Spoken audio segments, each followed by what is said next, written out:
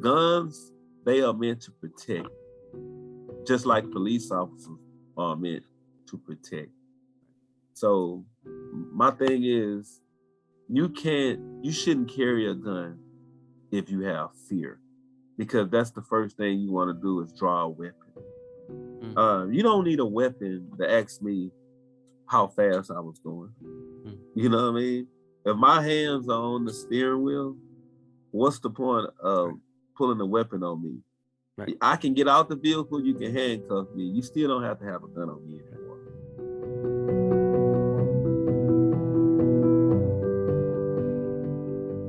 Well, good evening and welcome to your library. I'm David Leonard, president of the Boston Public Library, and coming to you live from our home in Copley Square in Boston. You can see the Boylston Street building in the background behind me tonight. Tonight is the first program in our 2022 series, part of our Lowell lecture series, and co-produced by GBH's Forum Network and the BPL Programs Department. Our themes this season focus on equity, hope, and healing, as well as resilience.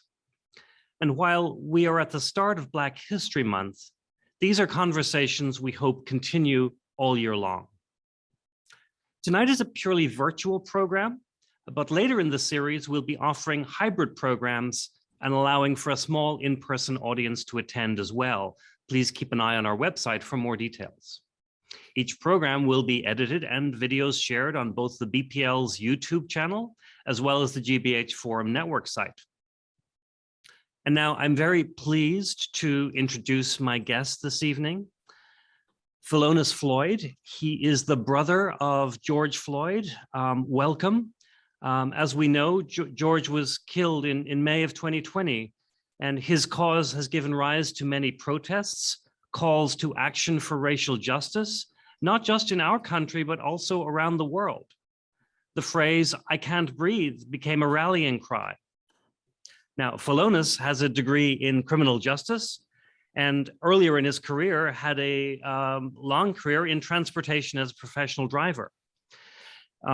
Since the death of his brother, Philonise Floyd has become a frequent public speaker, started a foundation calling for change, and is an advocate for the work of anti-racism and for police reform. Mr. Floyd, welcome to the program. Thank you so much. I would first of all just like to open with condolences on the loss of your brother, and thank you for being willing to talk with us tonight. And at any time in our conversation, we can move to another topic. We can follow the flow of our conversation as you would like. But I would love, we know the name George Floyd. Several of us have seen the video that we will also maybe talk about a bit later, but why don't we get to know George a little bit before we get into those topics? Tell us about him. What was life growing up like for you and the family? You know, growing up in a poverty-stricken neighborhood, all we had was each other. And George, you know, he was our big brother. He was just like any typical teenager, somebody growing up. When you have little brothers, you always telling them what they can do, different things like that. So he always did his best to try to make sure that we were on a straight path. But George, he was one of those young kids coming up when he wanted to go play basketball, and he knew we had to come with him, even if we didn't want to come and we wanted to play the video game. Yeah. We had to go because he didn't want to leave us at home by himself. But in reality, it made us better because we get to experience relationships with people and talk to different people all the time. And we played basketball, and I made a lot of different friends. And George used to always tell us that's what life is about, meeting people and speaking with people. And he always used to say the same thing: information. You know, if you have communication equals information. And he used to always say different things like that. But George, man, he used to make sure that we played the video games together. We prayed with each other a lot. If my mom went at the house in time from work and things like that, he will always make sure that we did our homework and help us with it. And you know, he would one day what he did was because I wanted the answers to the test, and he was like, "Okay, I'm gonna give you the answers to the test." He gave me all the answers, but when I went to school, everything was wrong. Everything was wrong. And when I got back, I was crying and stuff because I made a bad grade. But he said, "Nothing is easy." He said, "You have to work for it." So That's an interesting lesson to teach, right? yeah, because I guess because the teacher made it up, but I guess because he knew the teacher already. So I'm thinking that he probably told the teacher what was going on or something like that. Because I really at that time of day, I really wanted to go with my friends, and I knew that it was going to take a couple of hours to do the work, but somebody older can pick it up faster than you can. Right. But George said, "No, I'm gonna teach you a lesson." But growing up with him, he was a jokester. Uh, he always made sure that he got a lot of the food. He had the big piece of chicken and things like that, and we got all the small stuff because he was bigger than us. Um, his size, he always wanted to be taller. So you would see these little lines in the house, like scratches on the wall. And I asked my mom why so many scratches on the wall. She said, "Cause George, he will always checking on his height, and you can see it from like starting from right here, and it went up and it went up as he got taller." Yeah. He was at that time. He was the only person that I knew that had to bow his head down to enter into somebody's house. Yeah, Um, Yeah, but it sounds like he was the one. He was the big brother. He was the one looking out for everybody. But also a bit of an athlete and a prankster. It sounds like. Yeah, he was a big athlete. He was big on sports. He was big on praying, and he used to always go. It's like it took him a lifetime to come from school because he stayed at school a lot, and he was loved by so many people. People always wanted to come by and pick him up. They always wanted to chaperone him to places. It didn't matter if it was somebody that was just an average person or it was somebody that was a professional athlete. People loved him. And same thing when he went to college. He would come back home and people would be flying and they want to go pick him up because they missed him. He was huge. They loved him. And he will make you laugh. And that's the thing. As big as he will always make you smile because he will always say positive things to you. And were you in college together, or did you go to different colleges? Physically, but he was scary. Meaning when it comes to animals, I'm unstable. No, we're back. We're back.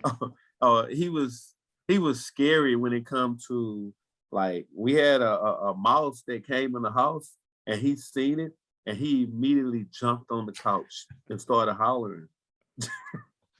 That was George, he feared no man, but when it comes to insects and bugs, like the flying, what do you call the flying cockroach? I don't know, a bat or something, or No, cricket. It was one of those roaches that was in the tree, but it came inside the house and it flies. Oh, So palmetto bug, right? Yeah. That's what he was scared.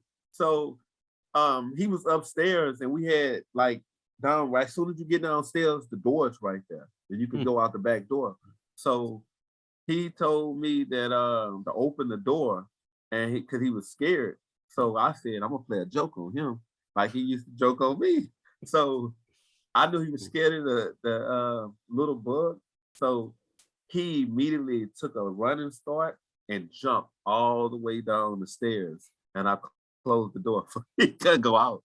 But he was scared of the bug. But George, other than that, he was just a person that always used to like help people. He would cut the kids' hair because they used to have these chili bowls when your mom couldn't afford a haircut. They would put this bowl on your head. Instead of you having a flat top, they would call it the chili bowl. because it wasn't faded in. It was just like a line going like this. Yeah. So George, he knew those kids didn't want to go to school like that. And some of those kids' moms were on drugs. So George would go over there and he would cut their hair for them. And nobody knew he can cut because I didn't know he can cut until he did that. Because people loaned him clippers and he cut their hair.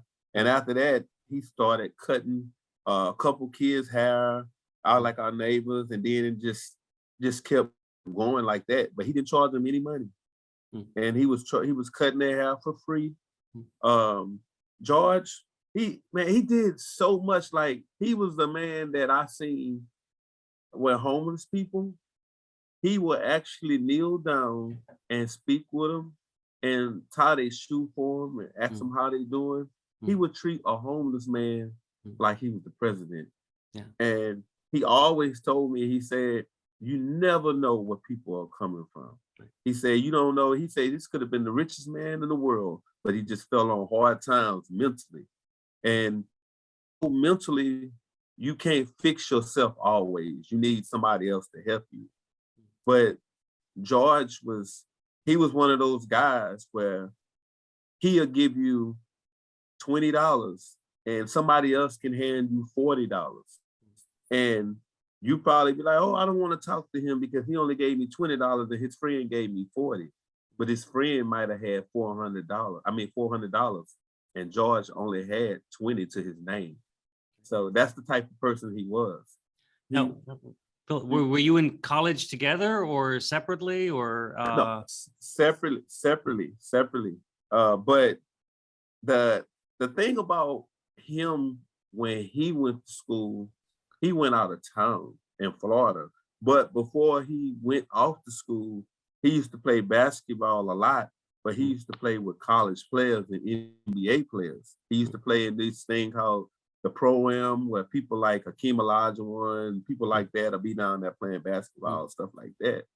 But George, he would play with those guys, and those people thought that he was a grown man. But when they found out that he was in high school and he was, doing things that they couldn't do, they were amazed because the talent, But the way he carried himself when he was out there, he was always, yes, ma'am, no, ma'am, things like that. And that's what set him apart from a lot of people, because you have a lot of people that are huge, but they don't have that, empathy toward people and stuff like that. It's more, I'm bigger than you, move. That's how it was. George couldn't cook. He didn't know how to boil water. He would ask me, hey, can you do this? And can you do that? Because I watched my mom cook, and I used to wake up and cook breakfast, me and my younger brother. And George couldn't do any of that. So it was just being around George, I had me laughing because he tried doing my niece's hair with the hot comb. Yeah. It kind of worked out. Okay. It kind of worked out, but the fact that his hands were huge and he's trying to do this through the little rubber band, and he was different. For him to be who he is, he didn't care about what people thought about him. And when people came around him, they lit up. And that's just like when the church was coming to the projects that we lived in, they were doing church outside. No one wanted to come to church. But when George sat down in those chairs, it seemed like everybody started coming out. They started running around because they were gathering because George was out there, and they respected George enough to want to come out there.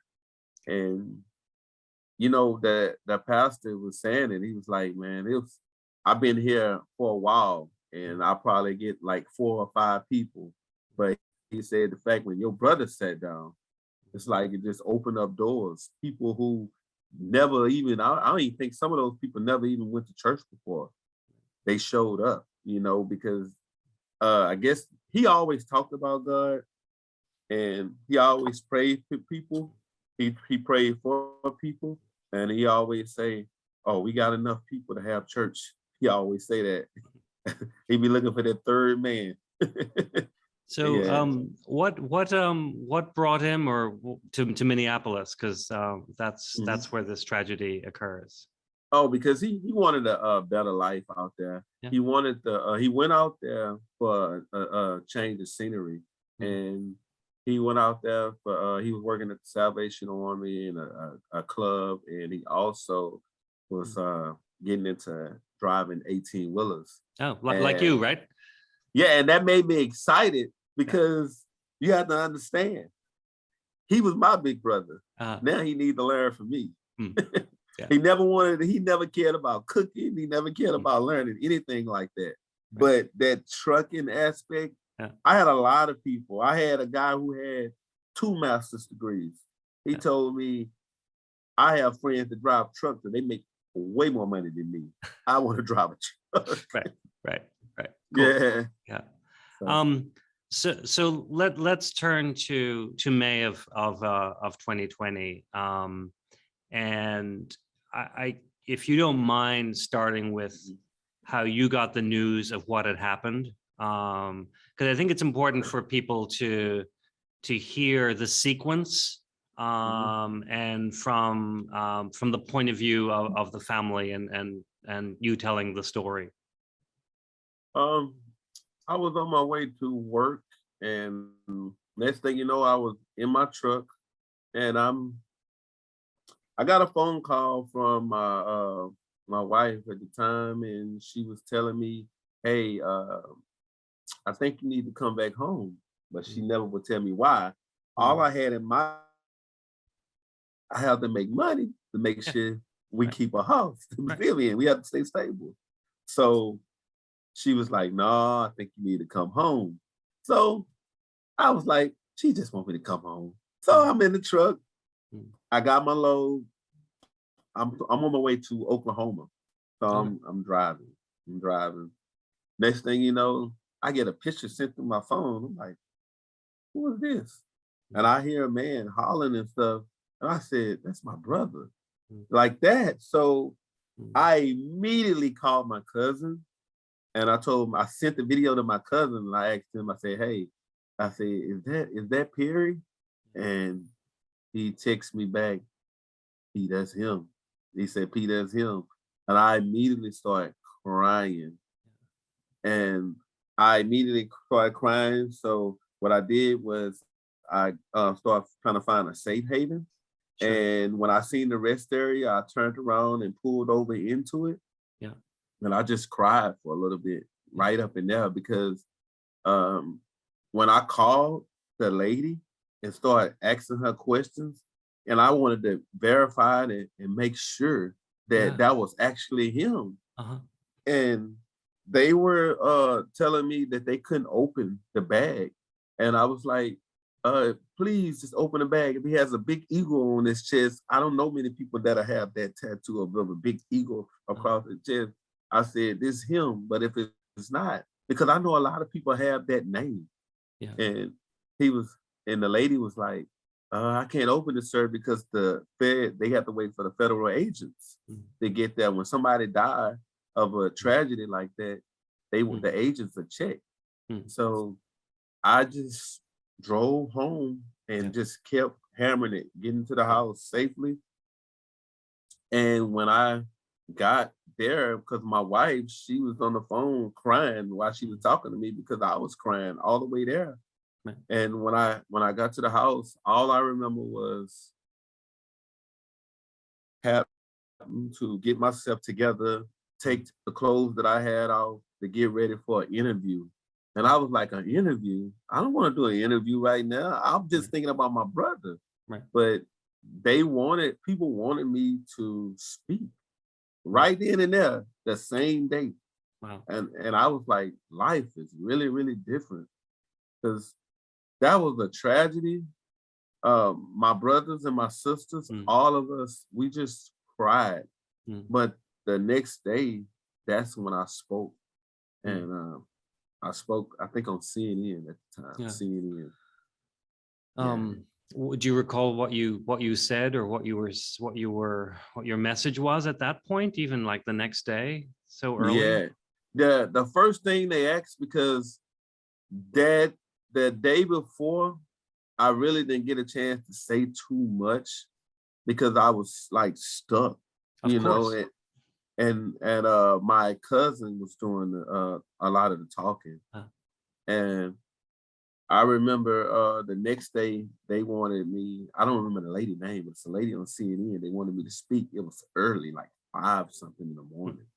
So I started speaking. I remember the first question she asked me was about the riots, because she said they were rioting and stuff like that. And she asked me about that. And she also asked me about you want me to tell you exactly what I said? Because I can remember some of it. If you would like to, Yeah. sure. Like they asked me, like, how was it when with the people rioting and stuff like that? That was the first thing. And they asked me, and I just told them, I say it's just like a child doing everything right and nobody pays attention. But as soon as they start doing wrong, that's when everybody wants to pay attention. And I understand why people are doing the things that they are doing, because you have to understand this has been happening for over 400 years. You can start at a moderate time, like with Trayvon Martin. Sure. And you can go from Trayvon to Ahmaud Arbery to Breonna Taylor. And I went to Eric Garner. And I said, and I was just speaking with his mom, and she was on the phone telling me how her son couldn't breathe, just like my brother couldn't breathe. And we were speaking about so much, but the lady was asking me a lot of questions. And I remember her asking me about the people, how did they conduct themselves around him. I told her, even when the paramedics came upon the scene, they didn't even try to resuscitate my brother. They just dragged his lifeless body across the ground. He was lifeless and nobody cared. Nobody. I never forgot that line, because I think about that all the time, because the people who were out there, it's like they didn't care.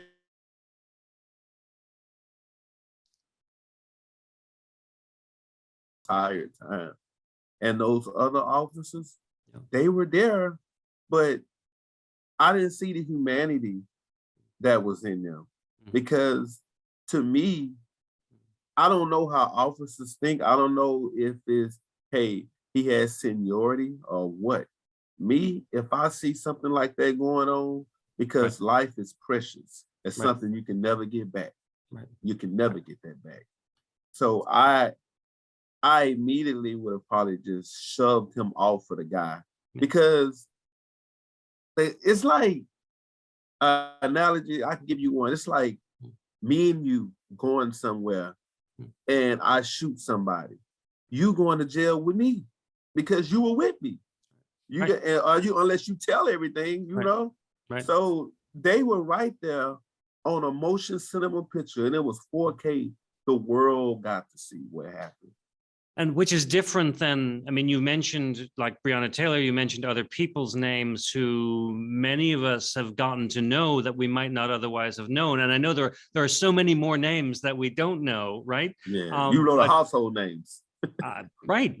But in this case, it's there in an 8-9 minute video of what, you know, from that point of view, we can see what appears to have transpired. Yes. That's different. Does that make it? What does that mean that we have this video evidence of what transpired? That it was an awakening call for America, for the world, because this is something that people like all across the world witnessed. They witnessed my brother's murder. I'm talking about which triggered emotional and physical reactions for so many people. It's, to me, you can deny something that basically you can deny something. You can't, you know what? You can't deny that, you can't deny something that you see with your own eyes. Right. That's, to me, that's the proof. All these video recordings, you think about those, like that brave young lady, Miss Frazier, the things that she did, she didn't have to do that. Right. She sat there. God had everybody there. Everybody. He had a child there. He had the young lady recording. He had a MMA professional arts fighter out there who said that was a blood chokehold that he had on George. You had an EMT worker who was licensed, just like Mr. Chauvin, able to protect and serve in the community. And she didn't get a chance to resuscitate my brother. You also had an older guy who came from back in the days where he actually went through the racism where we don't get to see where he's seen when he had to drink out certain water fountains and things like that. And he actually, I think he only had a 3rd grade education. And that's what he said. But what I have witnessed since my brother murder is just how alert people are now. How others have came out and, helped with so much. And Dr. King said he had a dream that everybody would join hands together. And I can honestly say, around the world, I think everybody did that. I think everybody did that. And go ahead. So I think in the days and weeks following the murder of your brother, some people took to streets to protest. In some situations, they were technically riots, but in most cases they were protests. Others, I'm sure, the family, you began to grieve and go through all of those emotions. At some point, you made a decision to shift to action and to do something about what had happened. Can you talk a little bit about that process? Was that an ongoing, did that had suddenly happened one day, or was that, one thing leads to another, and now you're a speaker, you're an activist, and we'll talk about the foundation in a little bit as well. But was that a gradual process or a light bulb suddenly going off? Basically, I knew that from just seeing a lot of families are hurt because nobody wants to be part of this fraternity. Nobody wants this. I could have stayed and sleeping up on the rock like any other person around the world. But instead, I knew if I didn't come out fighting, the word would never get out. Who was my brother? It would just be swept up under the rug. So I got out. I had no choice. I did what I had to do, even if it hurt me to speak sometimes, because you have to understand, I was speaking the same day my brother was killed. People wanted to speak to us the next day, and it's not one interview. It's not 2 interviews. This is multiple interviews a day, 5, 6, 7, 8. And then these are all like TV cameras and stuff.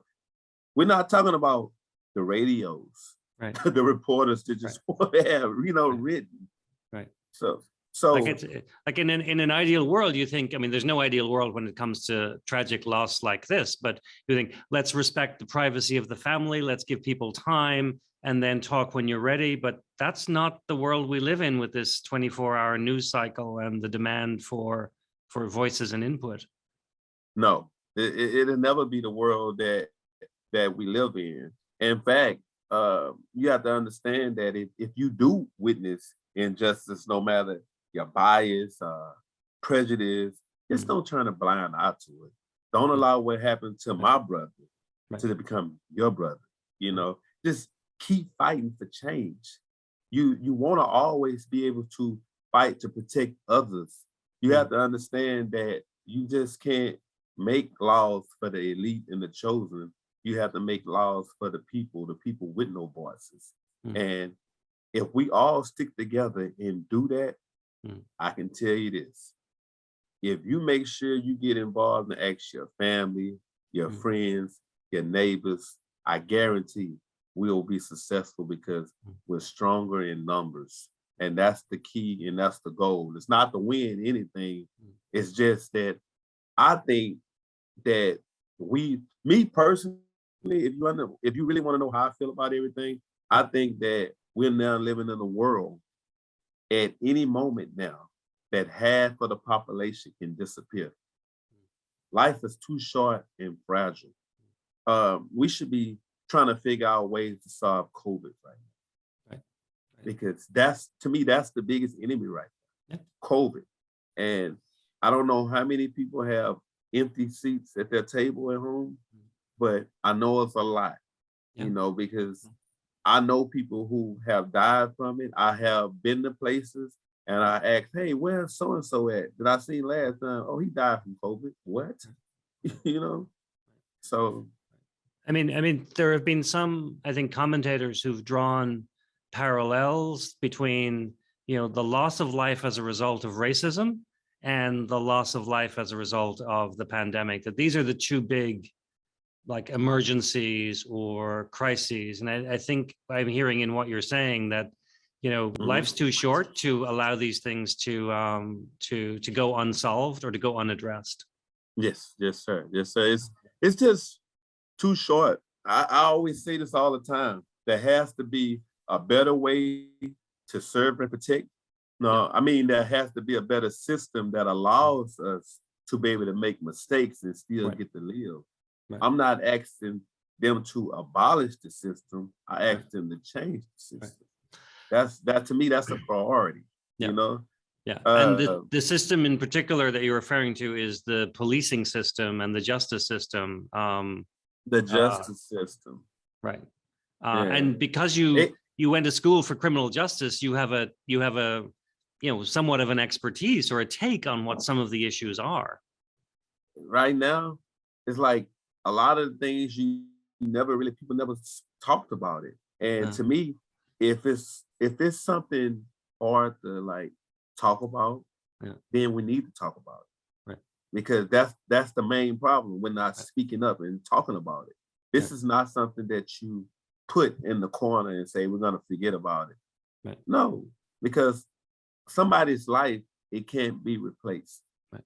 And I know you had somebody who you love that had passed away, and they probably passed away due to natural causes.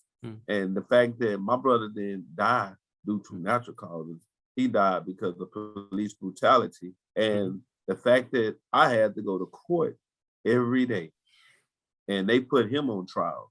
And Mr. Chauvin was never on trial. It was him. He was the one on trial the entire time.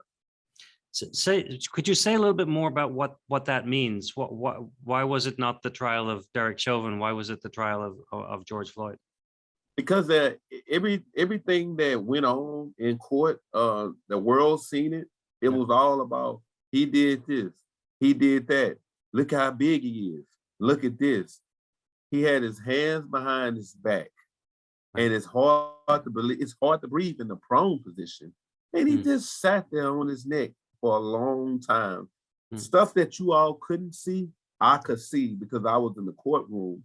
They had like pictures of his knuckles. You can see nothing but like the pink meat and stuff because he was trying his best just to be able to breathe. So he was just scrubbing his hands against the ground. He had one where he scrubbed against the tire really hard, trying to breathe. And the officer, he just didn't care. And the fact my brother knows it was really bloody, he scrubbed that like a Brillo pad on a pan, trying his best just to get some type of air. And his lungs, they couldn't hold up because look at the weight he had on him. Not only did my brother have the weight of 4 officers on him, he had the weight of systemic racism. So I'm talking about the world, it's really traumatizing because for me, I go through a lot. I shiver and shake sometimes. My wife tell me that I jump up in the middle of the night And she like, I know you be worried and you be thinking about your brother, because she said you never did that before until he died. I think the little girl who was out there watching it, she might have PTSD because that's a child. And the fact that everybody who's seen that video, you know your kids seen that video, because you can't hide nothing from them. We got all of this tech now, these phones. This is crazy. The fact that how can you explain that to your child? Right. Nobody, that's hard for anybody. Right. Nobody can actually go home and tell me, oh, I'd explain it just like that to my child. Good thing gonna ask questions. So they killed him. You know, it's gonna be over and over. They killed him. Right. This is what the world seen. Right. This is what I seen, and this is what his daughter seen. Right. And she's the one that's gonna have to see this for the rest of her life. And she's a child. So the justice system has a role now. No one can bring him back. Nobody. But what we have an obligation to think about is what we as a society do next. Part of the response to tragedy is about what the role of the justice system is supposed to do. How has that worked or not worked well in this particular instance? Oh, I think this is the first time that people all around the world, they felt like good about the justice system. Okay. I think that you can't get justice for what happened to George because you can't bring him back. Right. But the fact that you can get accountability, something that we shouldn't have to talk about. This is something that should be a normal routine. Because if I steal a piece of gum out the store, you're going to take me to jail for it. The fact that these 4 officers murdered my brother and still got to go home and sleep in their beds, and he was laying in a room with a toe tag on his, it's nothing about that is right. And this is one of the biggest reasons I always ask people, do you think police reform is possible by weeding out all the bad apples? Because it seems to me like if not every day when I'm watching the news, every other day, it's a Black person being murdered. They're either being shot to death or tased to death, in custody or out of custody. And the fact that even more boys in blue, they stay silent. Man, that's a whole lot of bad apples. That's a whole lot of bad apples. And I used to think that this system was fundamentally broken. But now I understand it's just broken. That's just the truth. And that's one of the biggest reasons you see so many people all around the world taking extreme measures, because they're tired of people being killed by a system because of the color of their skin. My chocolate skin is not toxic. No. I can tell you that. It's not toxic. And one more thing, please don't make me a hashtag, or a slogan. That's what I can tell you. What does successful reform look like? I mean, if it's about some apples or a lot of apples, if it's about the barrel itself to play with what would be progress from a reform point of view? Progress is easy. Show it to me. We don't have to talk about it. All right. Show it to me. The fact that you have so many people getting upset when someone getting fired than a Black person getting murdered, that's not progress. You have to understand that Frederick Douglass said you have to have struggle before you have progress. We've been struggling for over 400 years. Right. When are we gonna have progress? I'm tired of struggling. I just want laws to be able to be created, to be able to be not just for white America, but Black America too. It needs to be an equal justice system. Right. And I tell people this all the time. if you can make federal laws to protect the bird, which is the bald eagle, and it symbolizes freedom, then you can make federal laws to protect people of color. Mm. Show it to me. Communication is the key. You don't have to put your hands on me. Show it to me. Mm. To me, that's how you can show people what your vocabulary is like. Yep. You can find information. Mm. Communication equals information. Because we place some burden on Congress and our elected officials. I mean, they are in some ways the ones that could make change. Yeah. What you've testified in front of Congress, you've spoken to multiple committees. What was that experience like, and did you feel listened to? You know, the fact that I had to go there right after that funeral, that was crazy for me. Yeah. Right. Right. I didn't get a chance to grieve with my family. And to Mr. Tyler Perry, Steve, it was Mr. Tyler Perry. He flew us on a jet down. So we went to Washington. That was my first time ever going to the Capitol. Sure. And I got to see people out there with AK-47s or AR-15, whatever guns they had, all on top of roofs, they on the ground, they're everywhere. But I'm making sure I'm letting you know what I see, because I'm telling you about what's going on now, but that's the same thing. I can't figure out why the insurrectionists and all that stuff was going on, because I've seen all of this.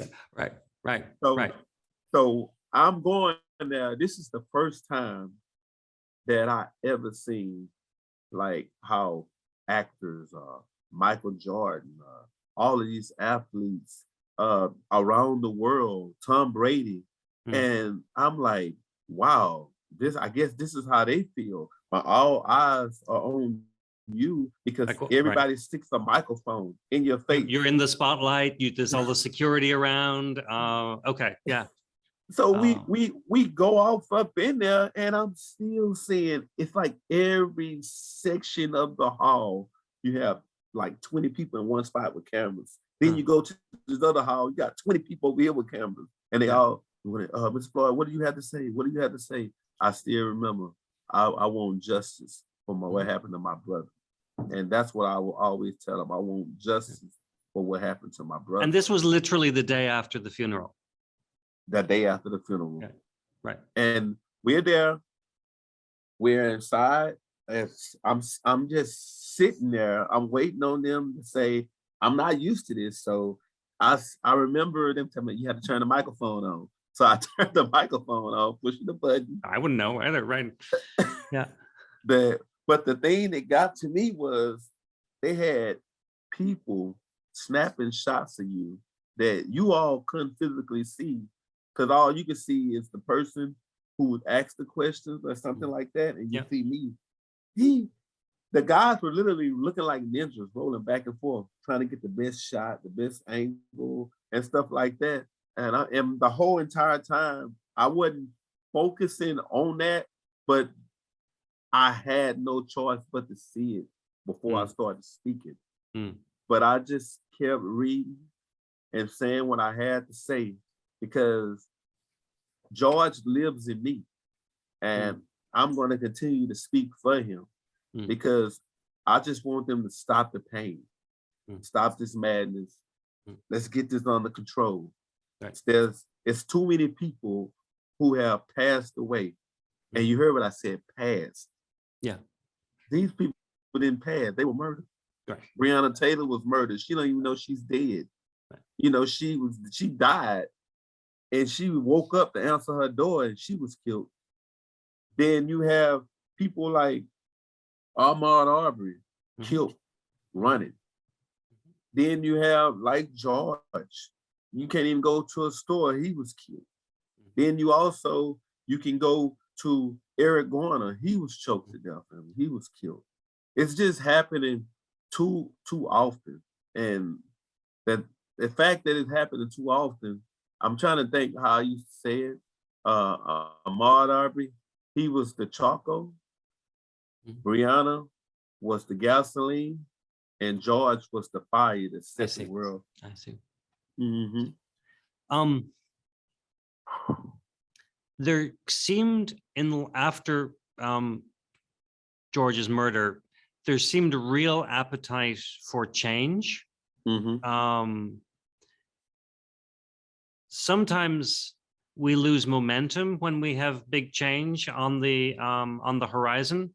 Other times we can keep it going. This was true in the 1960s. Maybe it's true now. As a society, are we keeping our eyes still on the issues of racial justice and systemic racism, or are we looking at other things? I mean, I'm just trying to get a sense, because you're in the middle of this work. You have a foundation. As you say, it takes all of us to really make progress. You know, just after being in there, I spoke to Lindsey Graham. I spoke to Timothy Eugene Scott, and both of them lied. They lied to not only me, they lied to these families. They lied to mothers who were in there about they're going to do what they can. They're going to pass this law. They're going to do this. They're going to do that. The George Floyd Policing Act. Took it off the table. They wanted to talk about the infrastructure bill. And there's no reason now to even talk about the infrastructure bill, because crypto.com, crypto has paid for it. Now they was talking about Shiba Inu, they talking about Bitcoin, they talked about Elon, they talked about so many different cryptos. But the fact that that's where everybody was talking about how we were going to pay for this infrastructure bill. But you have that solved now. So we need to put the George Floyd Policing Act back on the table, because you think this is the criminal justice system for a reason. It's called the criminal legal system, and justice has nothing to do with it. And African-American people, people of color, period, we all like to say it's never justice, it's just us. So we go through a lot. I'm going to take a few questions from the audience in a moment, and those of you watching, feel free to add a few more. But before we do that, would you tell us about the foundation that you and your wife have set up, and its focus and the work? Why a foundation? Okay, the foundation is called the Philonise O'Neil Floyd Institute for Social Change. The acronyms are PACFIS. Basically, we want to focus on things like mental health awareness, criminal justice reform, systemic racism, prison reform. You have community outreach projects like in low income areas, low performing areas. It's like basically sex trafficking, anything that can keep a person down. We want to try to focus on being able to bring them out of that. Because like I said before, life is precious. This is something that you have to get it right the first time. Because the way life is now, a mistake can be costly right now. And it's pacfist.org if somebody wanted to look it up. The acronyms are PAKFISC. One of our staff has just dropped the links in the chat for those who are able to watch live online, so you can click on those links as well. So go ahead. No, do you want to say any more about that before I move to questions? I didn't mean to interrupt you there. No, that's in the neighborhoods and stuff that I come from. A lot of times people don't have computers, so you put computers in community buildings. The kids don't have something like, say, basketball, the nets and stuff. You would help with nets. You would help with turkeys. You want to help them get an understanding that, hey, if you want to be a police officer, you can be a police officer. So this is why it's so important to be able to help these kids figure out who they are, because a lot of these kids are coming from environments where they're comfortable at school, but when they go home, it's a different environment. Right. And, I think I'm just listening to you on that point. Part of the answer has got to be getting barriers out of the way for everybody, regardless of the color of their skin. And just because one group of people has access to some opportunities no real Mhm. reason why other people shouldn't as well. Easy to sit here and say that, but I commend the work to remove those barriers that you're trying to do. Yes, Shall we sir. take a few of the questions? The first question I have lined up here talks about your role in the family. And the question is, how has the loss of your older brother impacted your role in the family? I have to be the big brother now. It's like me when I down here in Houston, it was my oldest sister, and then I have another sister under her, and then it came George, and right under George was me, and then my other brother. But he also had two siblings in North Carolina. They don't they didn't grow up around him, so they don't really know as much as we know. I think they met him once before, but George, everything that he taught us, it's like we really don't have to say too much to each other about a lot of things because where we grew up at, you learn quick, you learn fast. It's like fire, you know not to put your hand in fire. So uh, basically doing the same thing, talking, praying with each other, just making sure that like for my organization, specific goals and stuff. We just want to continue working with government officials and law enforcement. We just want to find healthy solutions, for injustice across America. Um, we always think about continuing bringing awareness and advocating for families with fallen loved ones due to injustice. We comfort a lot of families because this is something that I never thought I would be doing. And, basically what my family and the role that we're playing, and that's one of the biggest things why we think that we need more people to step up and be able to help us. And I tell all these other families the same thing. I can speak for you. Al Sharpton can speak for you. Ben Crump can speak for you, but it's nothing until they hear from you. You can't sit back and not say anything because that was your child or that was your brother or sister. You need to speak up and let the world know who he was. And that's why the biggest thing for us, we always trying to get America to understand that Black people are humans and we deserve to be treated as one. So that's my biggest thing right now is trying to work with these government officials to make sure they understand that our lives matter. Mhm. And that's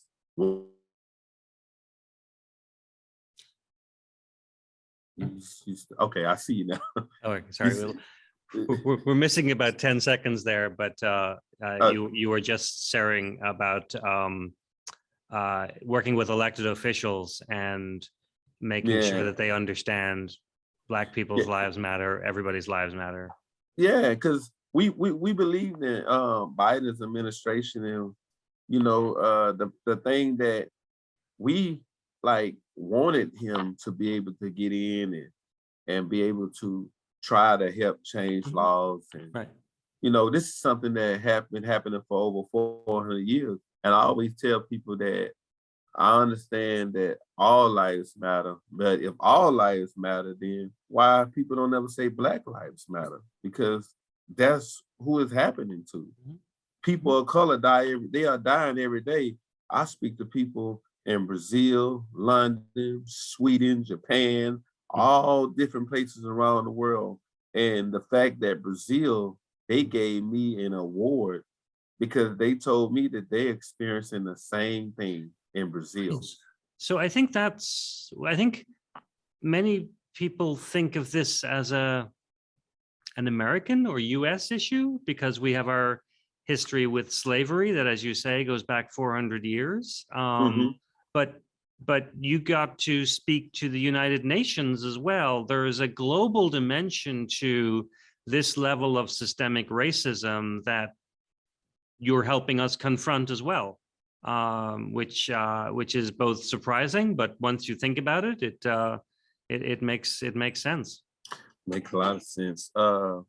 speaking with so many people from so many different places of the United Nations, it was intriguing to be able to speak to so many different people from different elements of the world, but everybody was standing together because we all believed in the same thing. We all believed that every man deserves to live, no matter how young, no matter how old. Life is precious. Everything that you see out here in the world now, you witness it. We don't have to hide anything. The video was enough for the world to see. So the fact that people are looking at me going to court every day. I'm in Minnesota, basically going to federal court. Yeah, because we're not done with the court process on this for any of the four officers and other parts of the process, right? Yeah, we're not done at all. But that's the thing. I never understood, why should it take 2-3 weeks to convict somebody for something that you've seen on the tape? That I never understood that. 9 minutes and 29 seconds. The case is closed. And that's one of the biggest reasons I was so optimistic about that. I knew that there was no way that we could lose this case. And a lot of people kept telling me, if you don't get the right jury in, you're gonna lose it because it never fails. We never get any type of accountability. And that was a lot of people of color saying that. But I told them, you know who David and Goliath is, right? Yes, yes. David had the Lord on his side. I told him, my brother had the Lord with him when that happened. The Lord chose him for a reason. And he gathered all those people around there. It's crazy. He had it from a child all the way on up to somebody who's been through slavery. And it was just different the way I view everything.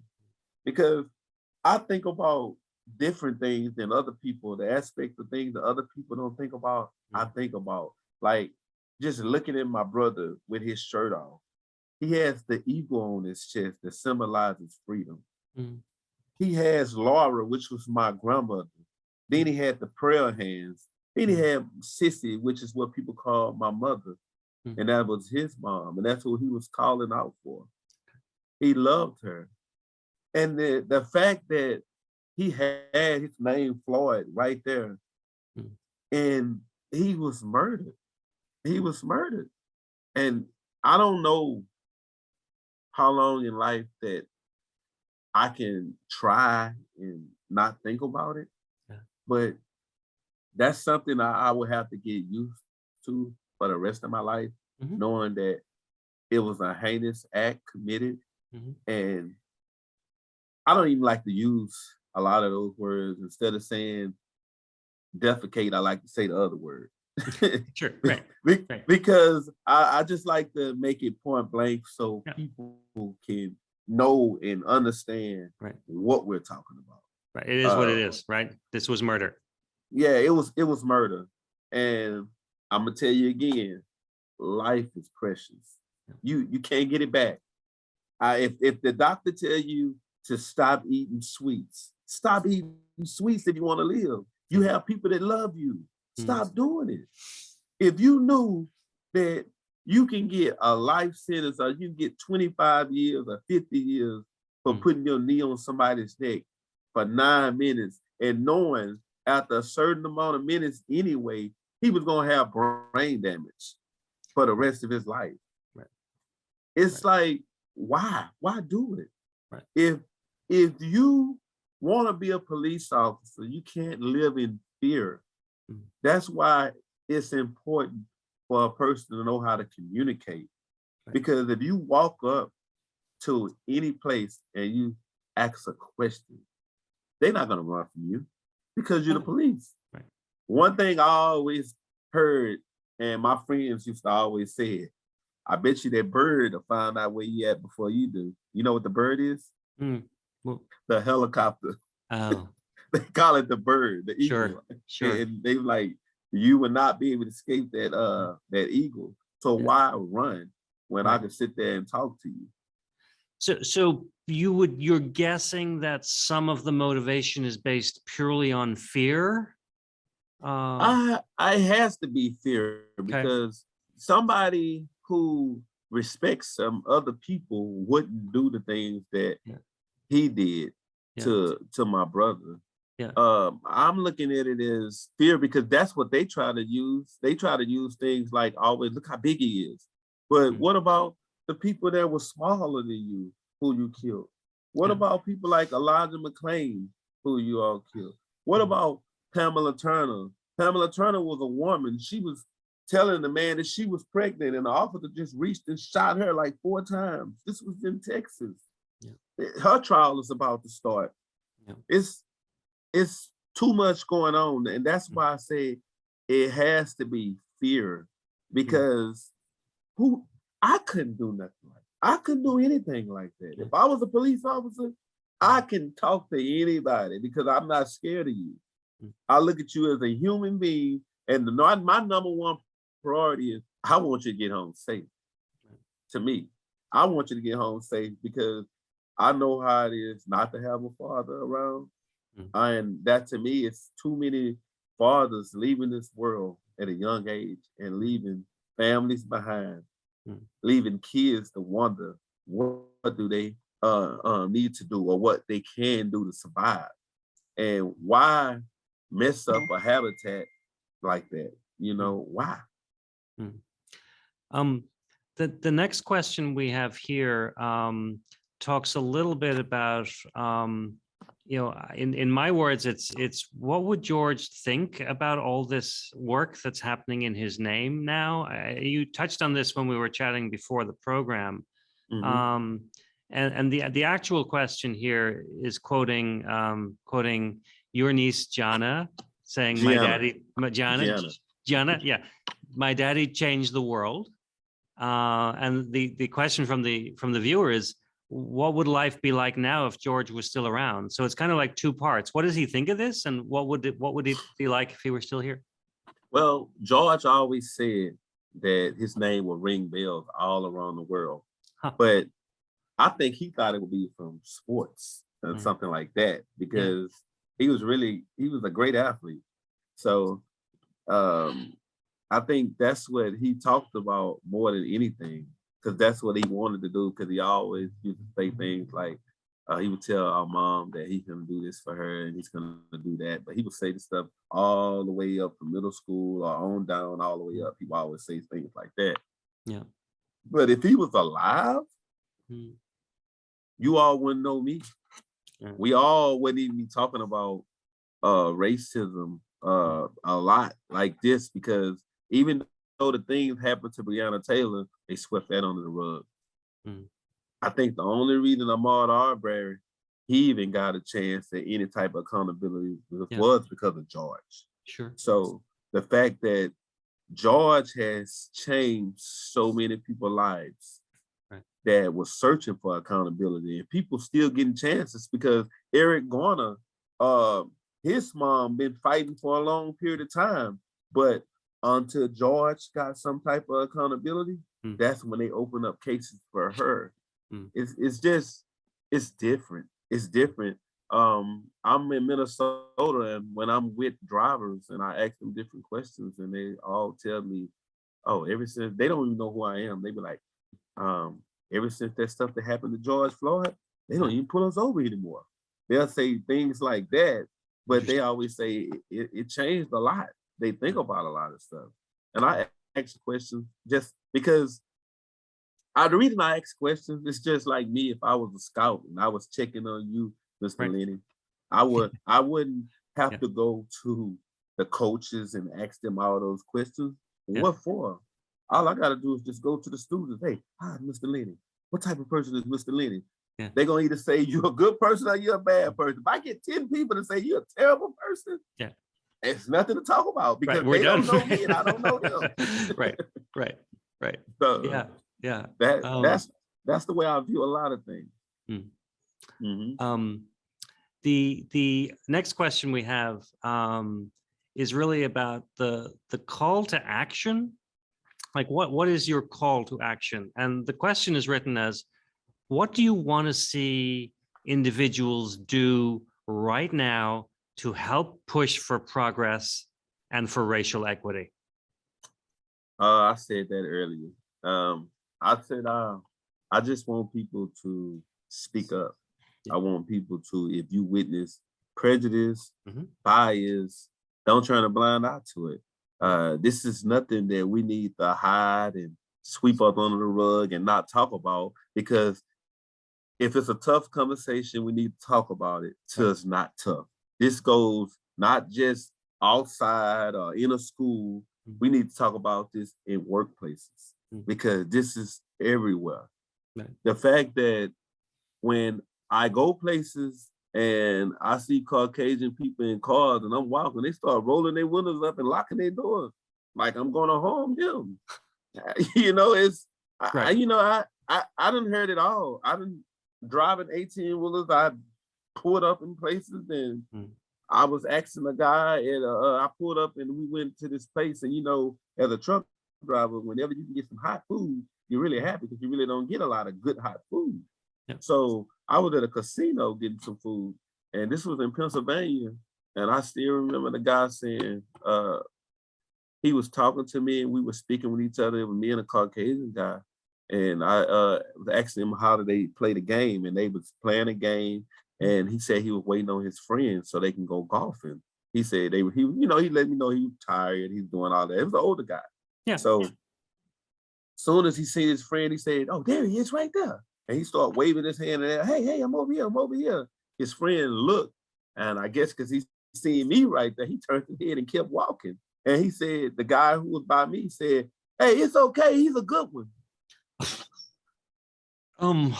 Yeah. Yeah, that's what he said. And people immediately looked up. Some people in there looked up like, "What are you talking about? He's a good one."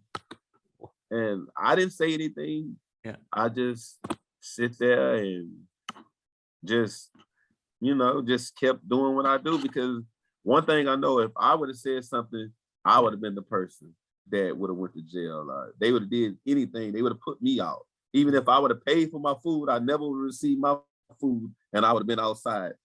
Well, I think that's why a lot of the burden has to fall on some of us white people to call other people out for, saying the wrong thing, or that it's rooted in fear or belief or whatever. That's just not good. It's not good. But at the same time, you have good people and you have bad people. You just shouldn't have to sort them out. That's the same thing with police officers. Nobody wants to live and be able to point out, okay, he's a bad person. Let me I go this way. Life is not like that. You don't know who's bad and who's good.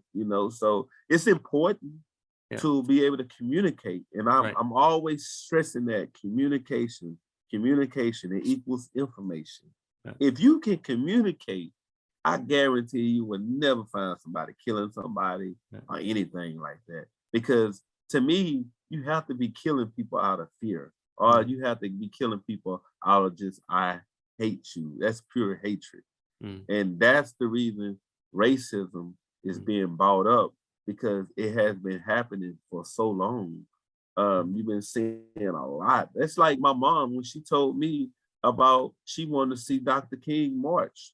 And they on the farm that they were on, and she said her dad had a tobacco farm, and she said he had like the best tobacco, and everybody used to come get it, and he used to be excited about the tobacco and things like that. But the owner told him, if anybody in your family goes to see Dr. King march, you have to move.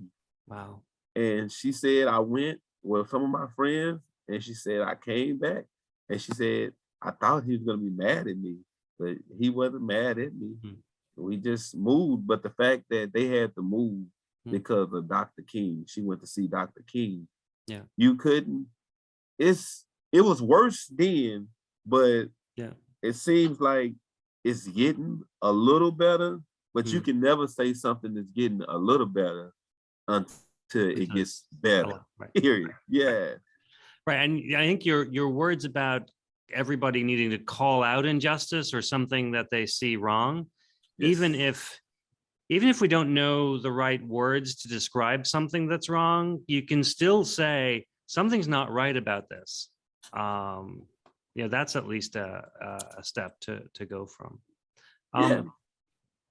Go ahead. Yeah. Next question is, we haven't talked about the role of present day gun laws in any of this work. We've certainly touched on blatant racism, policing, how the Black and brown community is treated worse than others. But do you think gun reform is part of the challenge here as well? You know, I got a friend, he always talks about these gun laws. You know, I met a lot of guys that were incarcerated due to guns and stuff like that. And just listening to them talk about it. Yeah.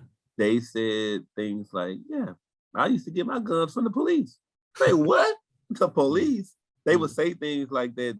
They were like, yeah, they sell them to us. They would say things like back then when they were coming up. And they're older than me. They're like 50 something.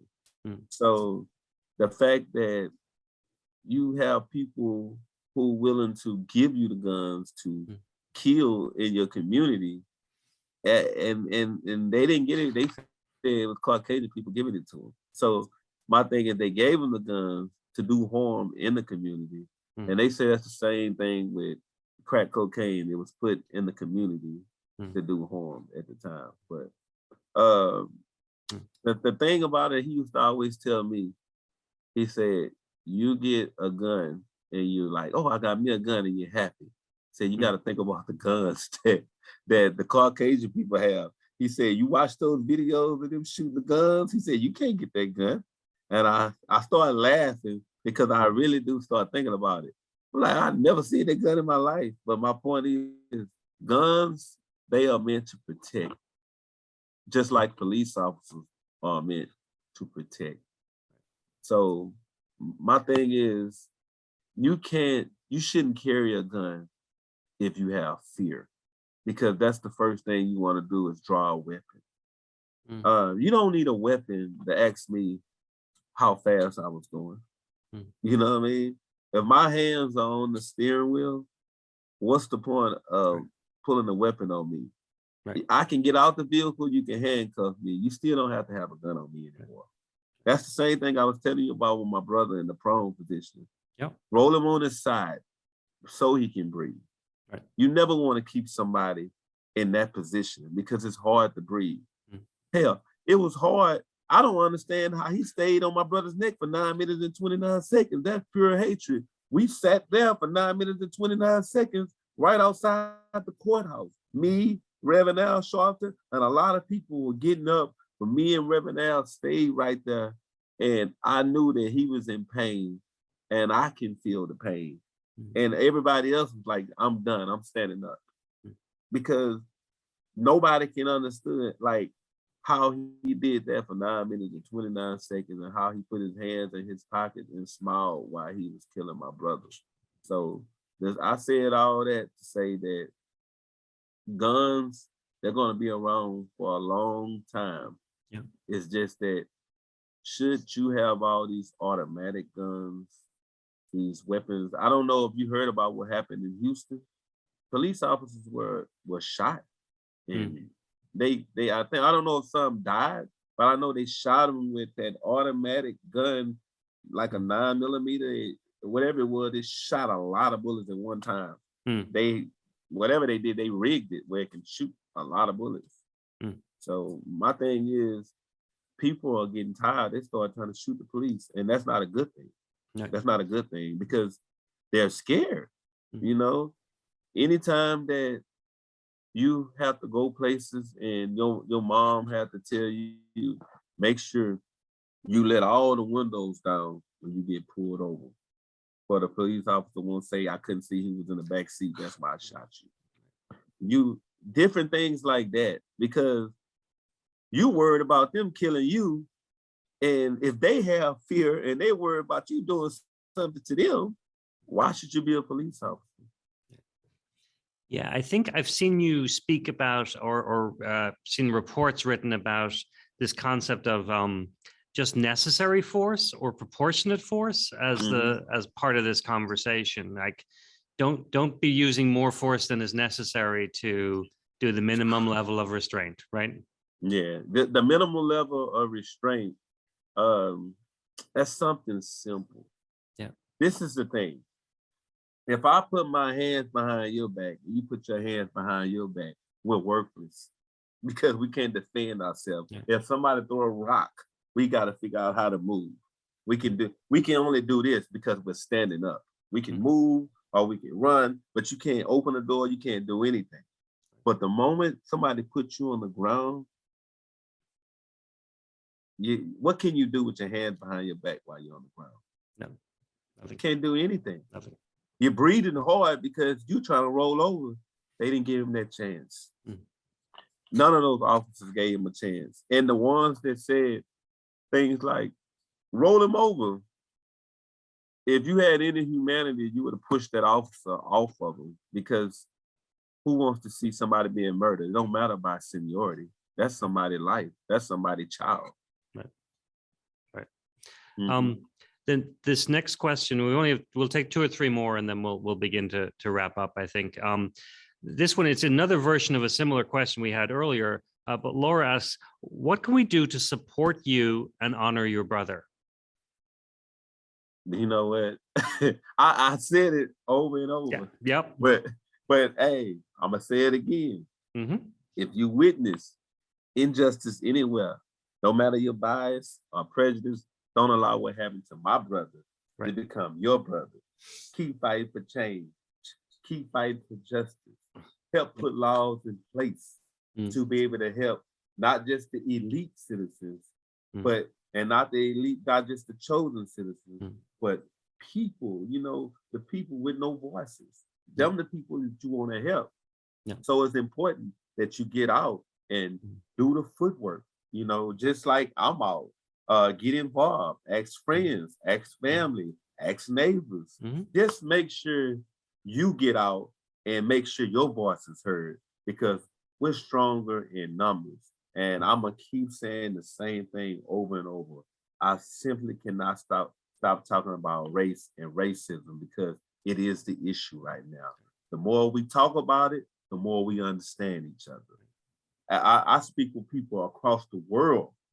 I'm talking about who may have never wanted to even speak with a person like me, but they do now. Yeah. And they always leave with a better understanding. Yep. And basically they leave with an understanding of where I'm coming from. Yeah. But I be nervous. Like, I was nervous to do this with you, Mr. Lenny. Yeah, we hadn't met each other before the other day, right? Yeah, but hey, I was nervous, but I'm determined to get my point across. I'll tell you the same thing like I tell anybody else. It's sad that there was a video to watch, but it's had amazing impact on the world. And my brother's death changed the world. Same thing his daughter said. So just get out, speak, let people know where you stand and how you want your community to be. It's a lot of different ways. It's got council meetings. You can go anywhere. You can get on the phone and call. You can write letters to the Capitol, just trying to get people to change the laws. Because, like I said, we're focusing on a lot of different things right now. And the fact that nobody's focusing on COVID, police brutality is still up. And it's the bottom line is, and I say it all the time, if you can make federal laws to protect the bird, you can make federal laws to protect people of color. It'll never change. It'll never change. I'm just going to read a couple of comments. These aren't questions, and you're welcome to comment on the comments if you want. Okay. Beth says, just deepest thanks, Philonise, for speaking and sharing. Priscilla says, your voice, your ministry, Your foundation to ensure justice and humanity for Black people is a godsend.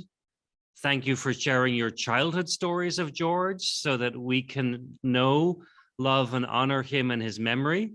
And she ends by saying, George lives in you and now in each of us as a result of this conversation. You know what? I'm gonna make sure George lives in anybody there right now that's looking at this and listening to me. I think everybody, one day I'm gonna do a challenge. I don't know if it's gonna be a week or 2 weeks, might be a month from now. We're gonna do a banana mayonnaise challenge. Okay. Because I eat those sandwiches when I feel, I want to be around George a lot, because that's what me and him ate a lot together. Yeah. So I know y'all not gonna like it, but one day y'all have to follow. See, everybody knows my name. I have an Instagram, and it's Philonise PJ Floyd. It's on Instagram. Right. One day, if you follow me, I'm gonna put it up there, and I'm gonna say, hey, we're gonna try it one day. Yeah. It's cheap. It's nothing but bread, mayonnaise, and a banana. I just want to see videos of people, doing something that me and George did together, something that me and my family did, because everybody who's seen my brother in that video, every mom that heard him scream mom, they all felt that pain. And I hear people all the time say, Philonise, we won't be able to breathe until you're able to breathe. And I always tell them the same thing. I love you. You're all my brothers and sisters. We all are one, because under God, there's no color. He sits high and he looks down low. And he can see all the bad apples, So one bad apple can spoil a bunch.